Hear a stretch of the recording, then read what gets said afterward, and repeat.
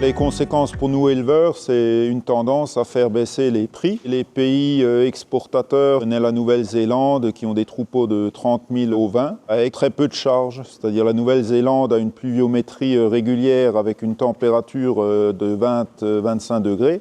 Donc aucun bâtiment. Les éleveurs gagnent leur vie en vendant la laine et la viande devient un sous-produit. Ça nous impacte financièrement dû aux importations massives. On n'a pas les mêmes normes au Brésil qu'en France. Du coup, c'est pas nourri pareil, c'est plutôt à base d'OGM. Nous, on a une ration plus base d'herbe. 6 mois de l'année, les vaches sont dehors en pâture. 6 mois de l'année, ils sont dedans, nourris avec de l'herbe et du foin. On autoproduit tout. On plante des céréales qu'on récolte pour les bêtes.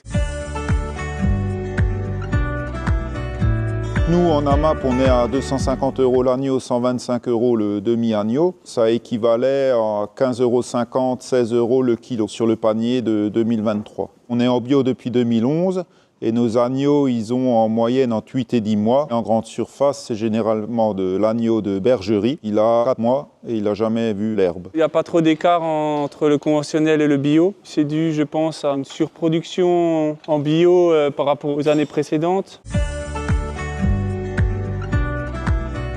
C'est totalement faux, puisqu'on maintient une biodiversité assez importante, parce que quand vous avez l'élevage, vous maintenez les prairies en place. C'est d'énormes réservoirs à carbone. Vous maintenez les vergers et puis vous maintenez une ceinture verte autour des villages. Donc tout ce qui est coulé de boue, tout ça, le jour où il n'y a plus de prairies, vous avez plus de soucis de ce type-là. On a 2-3 bêtes à l'hectare. Les vaches en été, ils pâturent, ils entretiennent le paysage. On n'a pas besoin de broyer, de faucher, ça se fait naturellement. Vous avez une viande locale, on fait abattre à Cernay. Vous avez de la viande fraîche, il n'y a pas de surgelé. Pour la traçabilité, nos bêtes sont abattues en local, sont transformées à 5 minutes de chez nous. Il n'y a pas beaucoup d'empreintes carbone. On a un prix de vente satisfaisant par rapport aux grandes surfaces et surtout une meilleure qualité pour le consommateur.